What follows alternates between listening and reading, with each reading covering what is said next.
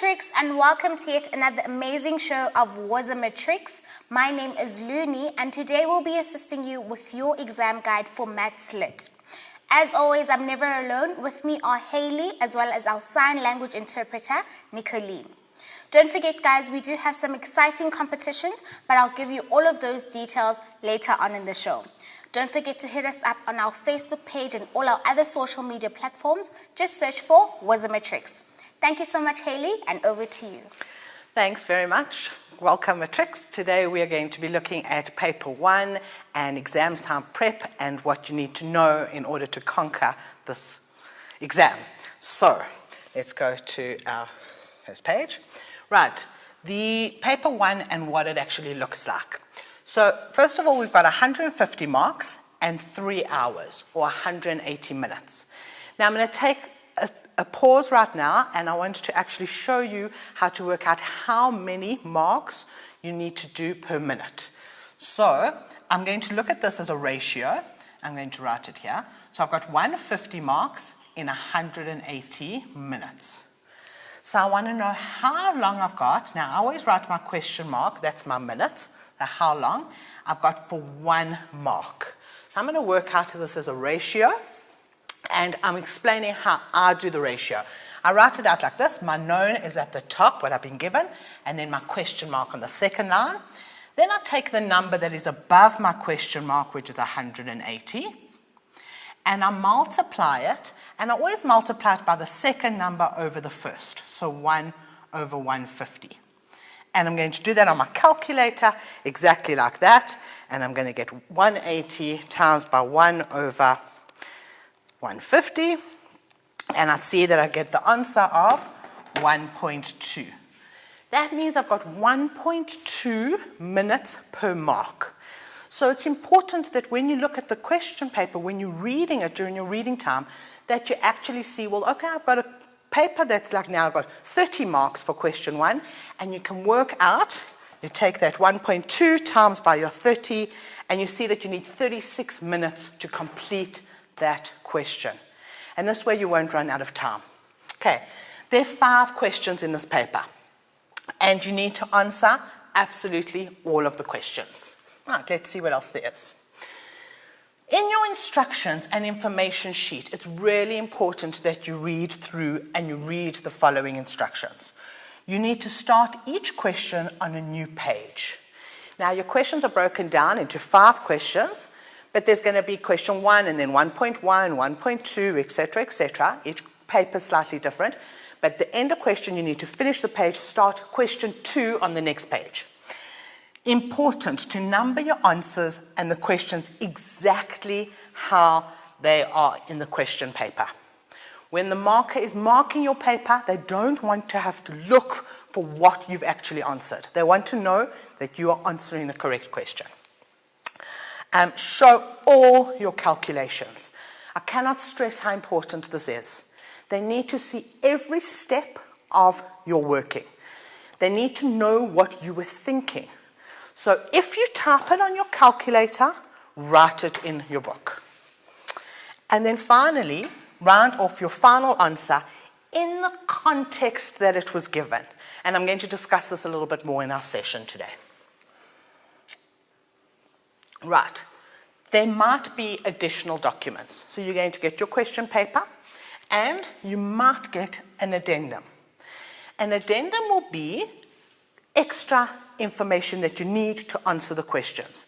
The question will tell you to refer to a particular annexure for that question. So your addendum will be made up of different annexures. They normally start and label it A to whatever letter they need. So the question will say, refer to annexure A. You will find it in your addendum. What it might contain is tables. It could contain plans. It could contain maps. It could contain graphs. Anything that you need a little bit more information than the question gives you.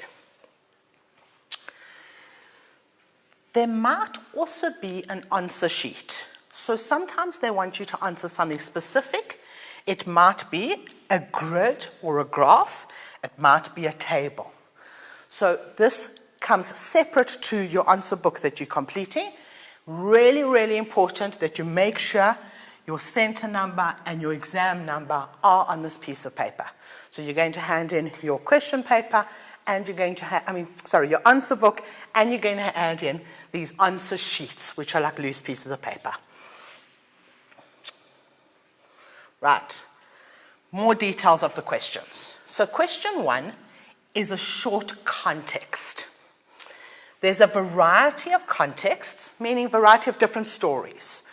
And information is given in different ways. So that question 1 is going to more detail. There will be different calculations. You might need to do a calculation involving a percentage. You might need to use ratio. So remember how I explained how to use ratio. I think I'll have an opportunity to show you that again. Conversions of units. There might be data handling, and there might be probability. Question 2, on the other hand, let's change our pen. Question 2, on the other hand, is definitely finance. Now, I always tell my kids that I teach at school, finance is anything to do with money. Anything to do with money. So it's really hard to say what finance could be, but if it's got money in it, finance. You might have different bills, accounts, a tariff system. I'm going to do a tariff system with you today. VAT calculations, really important. And VAT calculation also comes back to our percentage that we discussed that could come up in question 1. Income, expense, profit, loss, could be graphs, could be rounding of numbers. Anything to do with money at all is question 2. Question 3 is our next section, which is our measurement. Now, I know historically this is the kind of question that everybody goes, oh no, I can't do this, but I promise you, you can. Okay? Conversion of units. That will come up under measurement. Calculations, dealing with perimeter, surface area, maybe volume. Those are all different things that would come into our measurement question. These are the kind of things where you'll get pictures of like a garden or a house. Okay. Question 4 is maps and plans.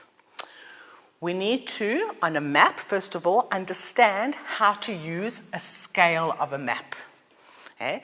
And really important to remember that a scale is not necessarily only referring to a map. It could actually be a scale of, let me take an ant and make it bigger. That would also be a scale. But scale and understanding that. Identify features on different maps and plans. Identifying the windows of a house. Identifying a main road on a map of South Africa. Then we're going to do calculations which include directions, distance, speed is a very good one. So these are all things that come into question 4. Question 5, finally, the last question that you have is data handling. Here, we gather data from different sources. They will give you data from different sources, and it can be really from absolutely anywhere. And then, finally, we do calculations. We kind of looked at central tendencies. So I'm just quickly going to recap. What are our central tendencies? We've got our averages. We call those, our central tendencies are averages. Can't spell today. Okay? And those include my mean, which is my average. Mean, we add them all up and divide by how many there are. We've got our median. Our median is the middle number. That's got a D. It's the middle number, and they must be in order. And then I actually think I've got more space. No, don't have more space there. And then my mode is my most often occurring. That's got an O for most often occurring. It's important that you know the difference between those 3 words. And then we look at our spread, kind of like our range, which would be our highest minus our lowest number. Okay? What other questions could we expect? We can also represent this data graphically. This is a very important skill. To be able to identify pie charts, be able to work with pie charts, bar graphs, and histograms. And then finally, you would also have probabilities based on data. Probability is one of the sections that you learn through school, but it's not a particular question on its own. It normally comes into one of the other 5 questions that we have in the paper. I just quickly want to show you the difference between these graphs. So first of all, your pie chart, okay? So I'm going to just look at a pie chart, just draw a random pie chart, not the best circle. And just to remember that your pie chart is 100%. Because very often they ask you for a missing piece, like what percentage is missing. So to remember that a pie chart is made up of 100%. Then the most important, and I'm going to use this in my blue, is the difference between your bar graph and your histogram. And I just want to show you these because they're so easy to get them confused. So your bar graph and your histogram. They're both going to look the same when you look at the graph. You've got your frequency on that axis, and you've got your category down there. Not going to necessarily draw it. Your bar graph, what you need to think about is if we are, and I mean I know most of our homes have got burglar bars. Think about we're sitting at home, we've got burglar bars on our window, but we can see through. So bar graph needs to have spaces between. We can see through the bars.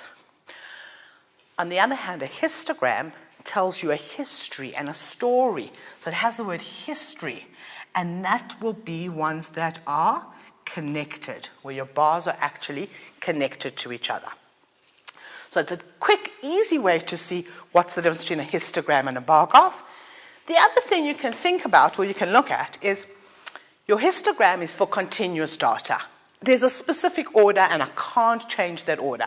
So what I mean by continuous is you will have something that'll maybe go from 0 to 1 to 2 to 3. Won't change. Maybe that'll be meters of something. Bar graph, on the other hand, I can change the order. So I can decide, actually, if this was blue, blue, can't spell blue. Okay, let's try to erase that. Okay, that was blue, and this was pink. I could decide, well, no, I like pink better. So I'm going to put pink first, because to me it's more important, and I can change the order. And that's a good way to determine the difference between the two. So that takes you through,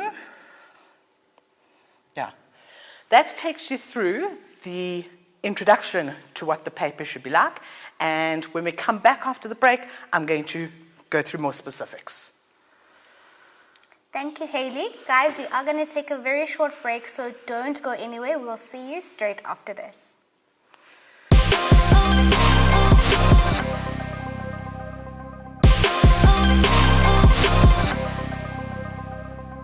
Welcome back from the break, Matrix. Thank you so much for tuning in. If you've just joined us, we are doing your exam guide to assist you to prep for the upcoming exams. Well, if you're someone who's constantly running out of data, then this competition is just for you. Waza Matrix is bringing you #WazaWinner competition, where 2 lucky Matrix stand a chance to win 2 gigs of data. All you need to do is go to our Facebook page and all the details will be there. Straight to you, Hayley. Thank you so much. Thank you. Welcome back, Matrix. We're now going to be looking at tips for preparing you for paper 1. Oh, I don't have a pen. So make sure that your summary notes include a list of important terms. Now, if you go to Mind the Gap Study Guide, they've got all the terms that you need, and it's important that you understand them. It's important that you remember these different terms. And the steps to follow for different calculations. When you use your calculator to perform different types of calculations, you need to know how to do that. You need to practice and identify information from different types of sources. And like text based on information, you need to understand tables, diagrams, maps and plans, graphs. But the most important thing is you actually need to get this from past papers. So go and look at the past papers, and I think there'll be a link for you that you can actually get this information and practice. tables, diagrams, maps and plans, and all the things that you need. Okay, now what we're going to do is we're going to look at a particular question and something that in previous history people have struggled with, and we're going to look at it in more detail. So we're going to analyze, I have a pen, we're going to analyze a municipal account. On this municipal account, we're going to identify the different information that you get within the account. We're going to try and understand how the tariff works, and we're going to remember or remind ourselves how to actually do the VAT calculations. Now, what's really important, guys, is don't get scared by anything that you're given. It might be something that you've never seen before in the exam. You might never have done a municipal account, but if you take it step by step and you don't let it overwhelm you, you actually can conquer a lot.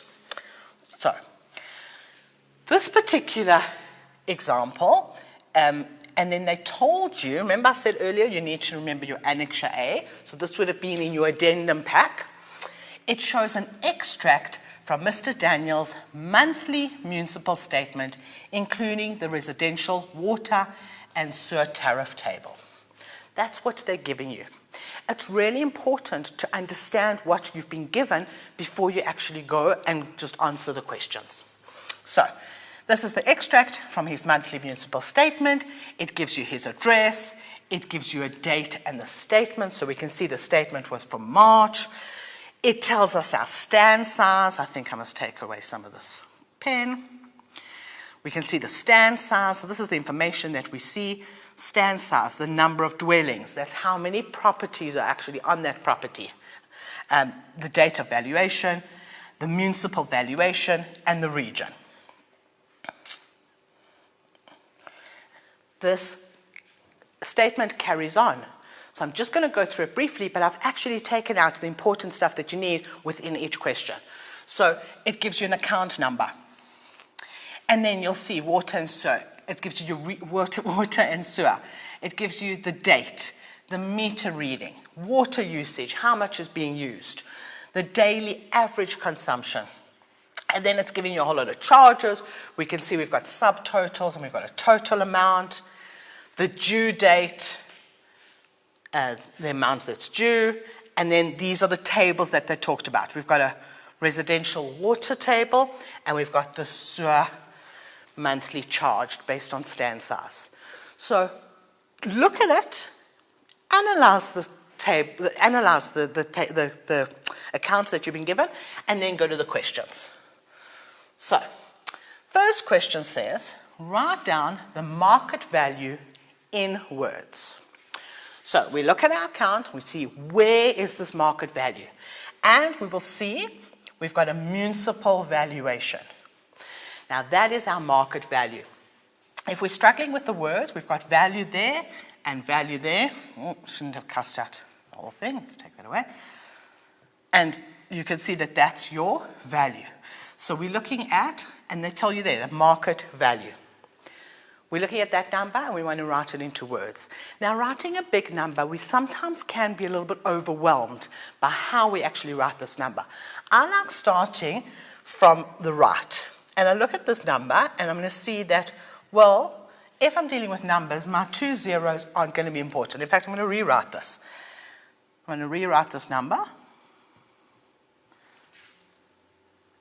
Okay, so that's the number that we have. So I know it's money. Money needs to be 2 decimal places. So that's a good reminder for later on. So I'm immediately taking away my zeros. Because when I deal with amount of money, I'll say to you, I've got 100 Rand. I don't tell you I've got 100 Rand and 0 cents. So my 0 cents in this example are not really important. I then look at the number from this side and I count 3 numbers and I put a line up there or a dot. Now, no, those are my hundreds, that's my thousands. If my number was bigger, my next 3 would be my millions, billions, trillions, etc. So, starting from this side, I know that that is thousands. So I've got 900.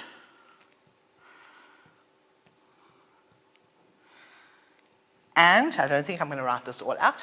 And 44,000. So I know those were thousands. Then I go to my next lot of 3 numbers, and those are my units. I've got 630.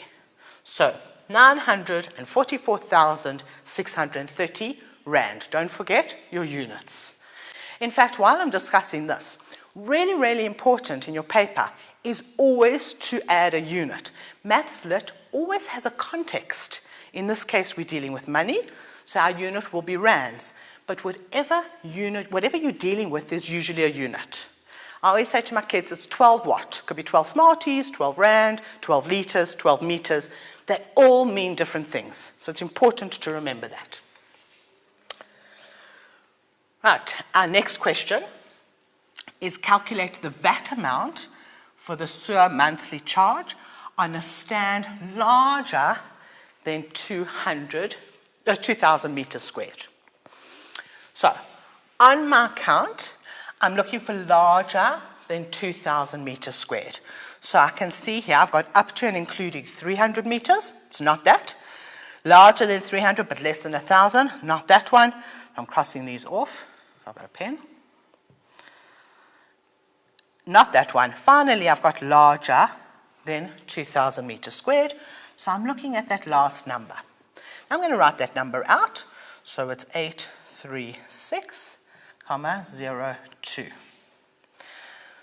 That is the amount, total charge in rand, excluding VAT. Now the question is, what did the question actually ask me? And this is another good tip for you. Do your calculations, calculate your answer, then go back and reread the question. It's a good tip. It's a good hint, because when you reread the question, you'll see, have I actually answered the question?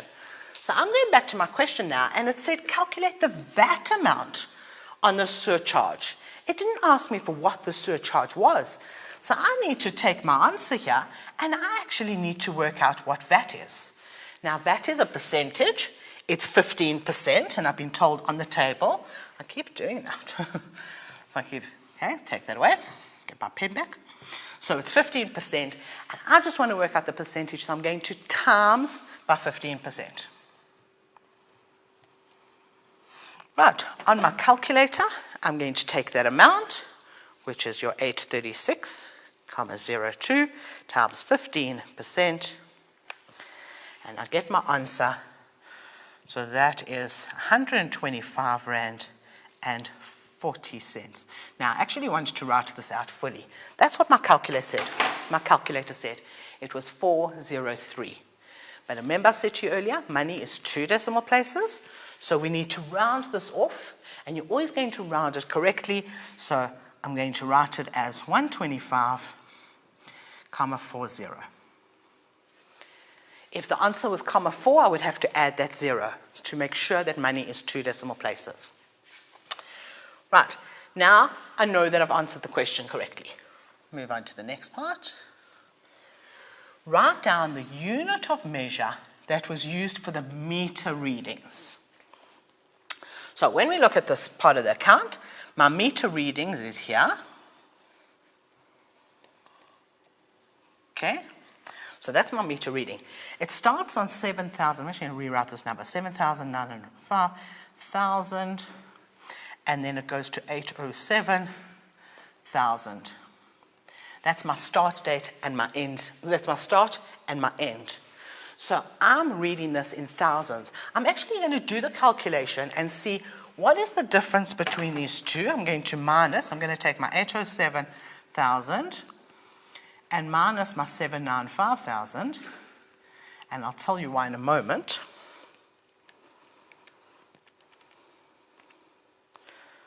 And that gives me 12,000. And the reason I did that is because in the next line it tells me there's 12 kiloliters. But I know that a kiloliter is 1,000 liters. Now my answer I got was 12,000. So I know that this must be liters. So my answer to that question is write the units of measure for that was used in the meter reading. That answer is liters. Okay, let's move on to the next question. Determine the monthly sewer charge A based on a stand of 563 meters squared. Now, I don't have this A here. I'm actually going to go back 2 seconds to show you where A was. A is there. That's the A I'm looking for. So that's the monthly sewer charge based on the stand size, and I'm going to be using that information, and that's what I've got in my question. Let's go back to our question. Right. So 563 meters squared. I need to find where it fits into this table. So it's up to and including 300 meters squared. That's not it. It is larger than 300 meters, it is, and up to 1,000. So this is where I'm fitting. I'm fitting in the second row. And so my answer is 378,95. That is in rands, excluding your VAT. Determine the amount of sewage based on the stand size, excluding VAT. They haven't asked for anything else. I've reread the question, so I know that I've actually given them the correct answer. Right. Use the stepped residential water tariff table to calculate the total amount of water usage. This is also excluding VAT. And now it's B. Very similar to the A that I just showed you. I'm not going to go back there now. I'm going to show you the stepped table. So this is the table that we have. Now, one of the things with water and the municipal account is it's not an easy account. And it works on a stepped tariff. So what it basically means is that the government is trying to encourage us, or the municipality are trying to encourage us to use less water. So if you use less water, you pay less. If you use more water, you pay more. But now it's not fair to say, well, I use a lot of water, so I'm going to pay more for all my water. Where you use a little bit of water, or vice versa, I use a little bit of water, you use a lot of water, it's kind of not fair. So what the government does is they actually charge you in steps. So all of us, for our first 6 kilolitres of water, pay the same amount. Then if somebody doesn't go further than that, they're paying less. Somebody goes higher, they pay more for the next step. So it works on the step. So I'm going to actually show you kind of like a graph. I'm going to do it like this. So for the first 6 kilolitres of water, I pay a certain amount, which is R8.28. Then for the next lot, so somebody who uses more water would actually have a graph like this. They would pay R8.28 for that part, the first 6 kilolitres, and then they would pay R8.79 for the next lot, which goes up to 10.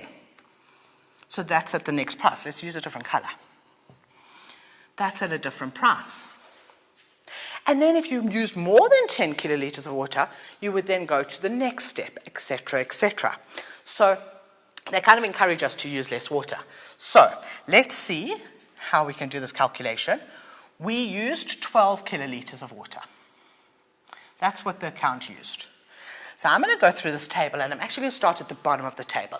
I'm going to say, where does 12 fit in this side of the table? So it is above 10 and below 15. And I want to know how many units is it above 10. So I'm going to take my 12 and I'm going to minus 10 kilolitres. And this rate is actually rands per kilolitre. So I see that that is 2. So that's 2 kilolitres. So I'm going to be paying, I'm going to do the calculations here, 2 kilolitres at this higher rate of 15 rand. Okay, now I've still got 10 kilolitres to pay for. So my 10 kilolitres to 6, and I go, well, how many kilolitres is that? So I can see from my 10 minus my 6 is 4 kilolitres. So 4 kilolitres are in my second thing there. So I'm paying 4 kilolitres at R8.79. And finally, my last 6 kilolitres, because that's what I have left, 6 kilolitres is going to be at R8.28. Now, for each of these, I'm going to do a calculation. I'm going to do 2 times 15. Okay, that was easy enough. That's 30 rand. 4 times R8.79 is 35 rand 16. And then finally 6 times my 8 Rand 28, and that gives me 49 Rand 68. So the total that I'm paying, I'm going to add those all up. So plus 35.16, and I get a total of 114 Rand 84. So that's the total that I paid for that. Okay, I think it's time for a little bit of a break, and then we will come back and do another question. Thank you, Hayley. Guys, we are going to take a very short break, but don't go anywhere. Remember to follow us on all our social media platforms. All you need to do is search for Matrix and you'll find us. Send us through your questions, send us through your comments. Let us know how you're doing during this exam prep time, and we can help each other get through everything that we can possibly help you with. So we'll see you straight after the break, guys. Don't go anywhere.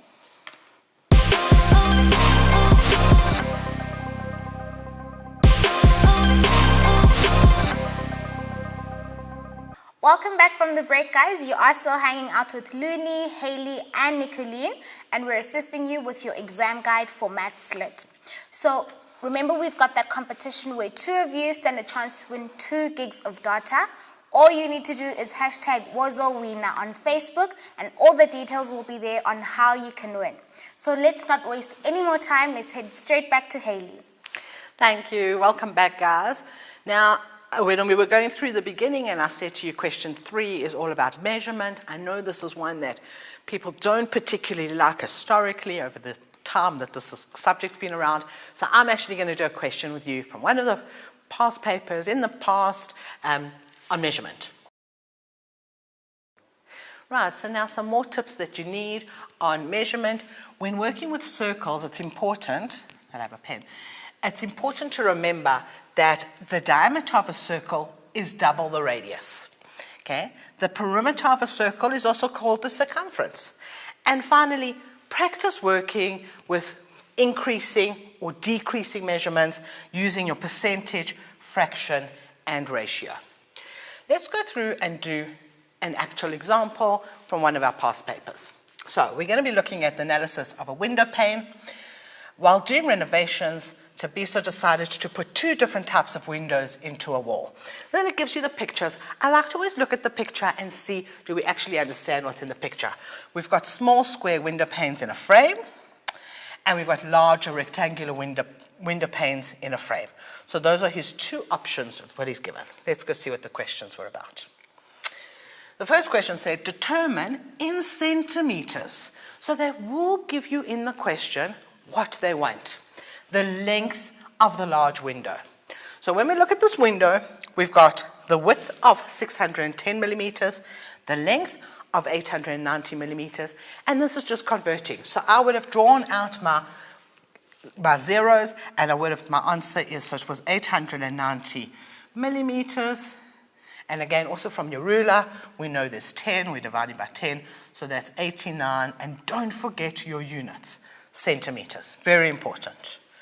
Right, the next question, calculate the perimeter, and remember that's your outline of the shape of one small window pane. So there's my small window pane, and it tells me that there's a square window pane. So I'm actually going to redraw this, and I see that it is 18.5 centimeters for each side, which means that each side is 18.5.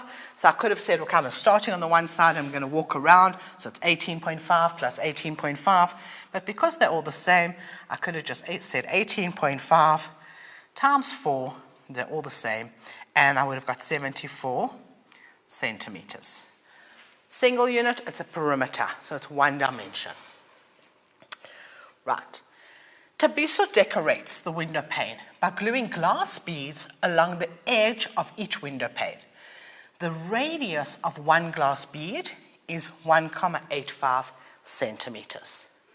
How many glass beads will fit along the length of the small window pane? So again, I'm going to draw my picture. So I've got my window pane, and I want to put glass beads along the length of my window. Okay, so I can see now that I'm going to take the length, so my length of my window is 18.5, And I'm going to see how many glass beads can fit into that. But what's really important to note, if I take this and enlarge it, I'm looking at that part of the circle. I'm going to draw that part of the circle. If I draw my circle, I want to know my circles that go next to each other. I'm looking here for the diameter of the circle. So, remember I said to you that the radius was half the diameter. So I'm going to take my radius, and I'm going to take my 1,85, and I'm going to times by 2 to get the diameter. And I get 3,7 centimeters. So now I want to know how many can fit into my length. So I'm going to divide that 18.5 by 3,75. Sorry, by 3,7. And I get 5 beads. Can you see how I haven't left the answer just as 5? I've actually given a context. They asked me how many beads. It's 5 beads. Right. And then we move on to another question which said, the total width of 2 small window panes equals 3/4 of the width of 1 large window pane. Calculate the width of the large window pane. Now, first of all, when you look at that question, it seems a little bit confusing. Okay, so what I'm going to do is I'm going to take a deep breath and think, I got this, I can do this, and I'm going to draw a picture. So, the total width of 2 small window panes. I want to show you in the next page, I've got the small window panes. So I'm going to take 2 small window panes, and I'm putting them next to each other. Okay? So this is 18.5 centimeters, and that's 18.5 centimeters. I'm going to start off and I'll say, well, what is the total of that? So if I add those 2 up, so I've got my 18.5, basically times 2, gives me 37 centimeters. So that's my length of the 2 window panes. I'm going to go back to the question. Okay. Equals 3/4 of the width of 1 large pane. So if I take my picture, okay, that equals 3/4. So my big pane, let's try a different color. Let's use my red. So my big pane, and I'm just going to do the length of my big pane, will be bigger because this is 3/4 of the big pane. Now, does that make sense? This is 3/4. Let me write that as a proper fraction.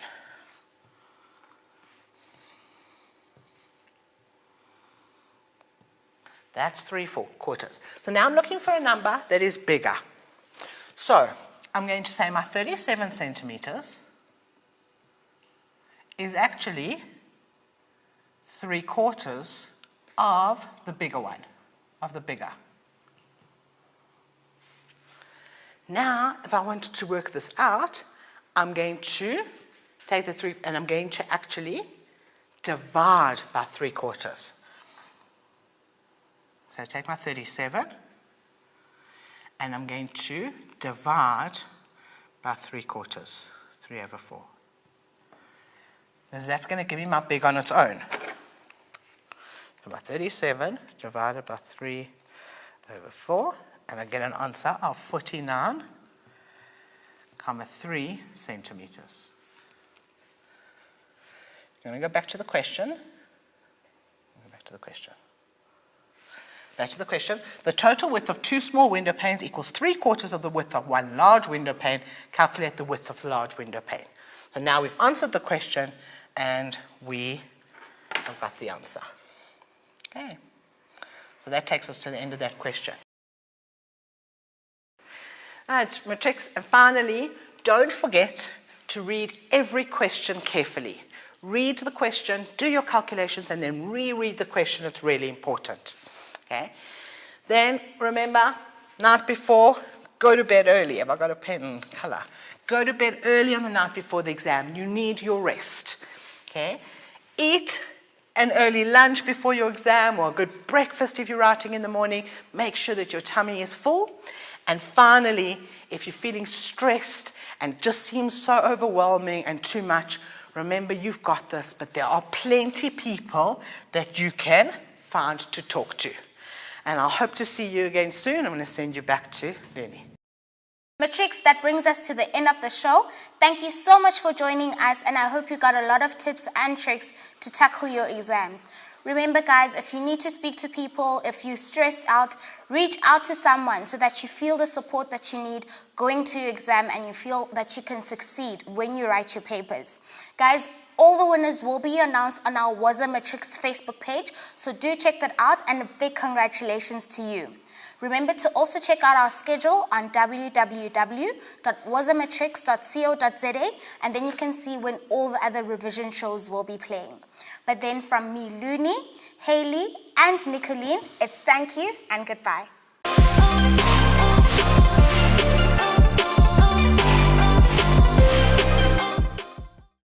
Siyabangena. Was a Matrix is back and better than ever, with catch-up lessons, revision and learning support on more platforms than ever before. There are great support materials on the DBE Cloud. Find us on television and revise 10 subjects. And if you miss something, relax, Ntwana. Go to our YouTube channel or DSTV catch-up. Need help? Check out Vele, our Telegram-based chat platform where teachers are waiting to help you. Prefer WhatsApp? Send questions or voice notes to our Was a Matrix WhatsApp line. And that's not all. Want to test yourself? Check out the Matric Live app. Hey Matrix 2021, we've got you covered. Confused where to go? Visit the Was a Matrix website at wasamatrix.co.za. Was a Matrix.